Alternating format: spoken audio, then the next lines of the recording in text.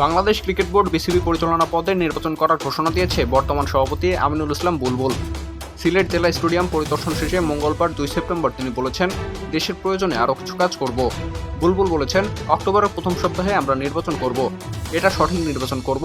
এখানে সভাপতি নির্বাচিত হয় না, এখানে পরিচালকদের নির্বাচন হয়। সেটা প্রথম লক্ষ্য এবং সেখানে থাকার চেষ্টা করব। সোমবার 1 সেপ্টেম্বর সিলেটের একটি 5 স্টার হোটেলে বিসিবি পরিচালনা পর্ষদের সভা হয়। পরে জানানো হয়, অক্টোবরের প্রথম সপ্তাহে হবে বিসিবির নির্বাচন। বিসিবি সংবিধানের 15.1 অনুচ্ছেদ অনুযায়ী কার্যনির্বাহী কমিটির মেয়াদ তার প্রথম সভা থেকে 4 বছর। সর্বশেষ বিসিবির নির্বাচন অনুষ্ঠিত হয়েছিল 2021 সালের 6 অক্টোবর। সংবিধান অনুযায়ী বর্তমান কার্যনির্বাহী কমিটিকে 2025 সালের 7 অক্টোবরের মধ্যে পরবর্তী নির্বাচন সম্পন্ন করতে হবে। বিসিবির গঠনতন্ত্র অনুযায়ী 3টি ক্যাটাগরিতে পরিচালক নির্বাচিত হয়।